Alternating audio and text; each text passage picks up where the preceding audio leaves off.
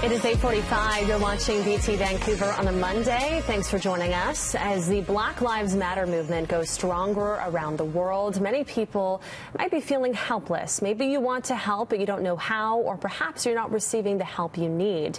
Joining us now to talk more about this is Dr. Shimi Kang. Good morning, Shimi. Good morning, Mary. So there has been a lot of criticism about people who have been silent up until this point, not necessarily, silent on social media, but silent in daily conversations. So how does someone take that first step? Right. We have to understand that emotions are really high. For some, this is a story on the news. For others, it is really triggering generations of trauma, memories of perhaps people's own experiences, really rooted in, the horrors of systemic racism, slavery. The Black Lives Matter, is a topic that is really hitting so many people. So it is sensitive and people are unsure how to start. But I think just that genuine sincerity that you just showed, which is how can I help? I think that's a great place to start is, I want answers. I want some ideas. I want to help. What are the different options? That's a wonderful question. And I think for some, if you are reflecting and listening, that's great. Silence, there is silence protest. It is a time to listen, to understand, listen deeply. And for many people, they're healing their own wounds, and they need that time to do that. So all of that is helpful, along with, of course, all the activism and being part of protests and speaking out as well. And a lot of people have taken it upon themselves to educate themselves, to start learning about systemic racism, history of police brutality, segregation. But sometimes when we learn about, these pivotal moments in history, it can bring on a lot of emotions. Sometimes it can trigger a tremendous amount of guilt for some people. Maybe they feel ignorant that they weren't educated on these types of issues before. So how does someone deal with those emotions? Emotions, they might be feeling for the first time.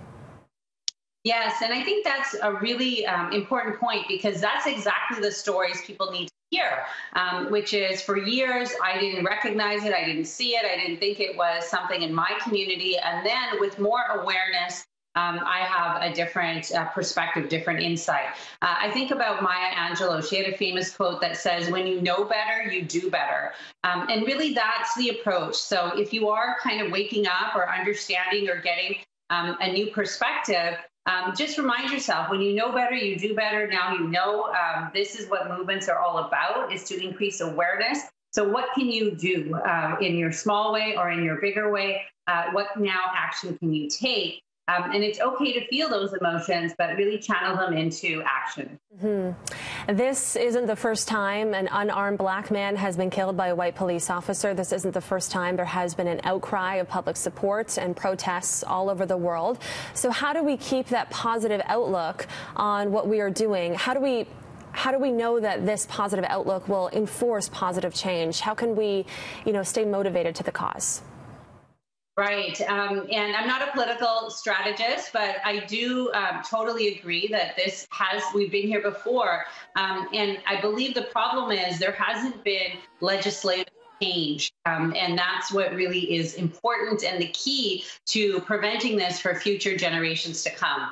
So we're not in the same place. So my understanding is that activism that leads to specific legal change, whether it's signing a petition or supporting an organization that is a very specific mandate to change laws, to educate police force, to provide support, for young victims or individuals in the Black community. Then now we will see more systematic change across the generation. So it's really keeping the conversation going, keeping the energy and activism going, and speaking up when you do see something, whether that is overtly, or offering support to someone that you feel may have been mistreated, all of those things, and continuing to learn and listen. All of those things are going to be helpful to keep momentum going. Okay, Shimi, thank you so much for your time this morning. Always great to have you here on the show. Thank you. It is 8:50 now on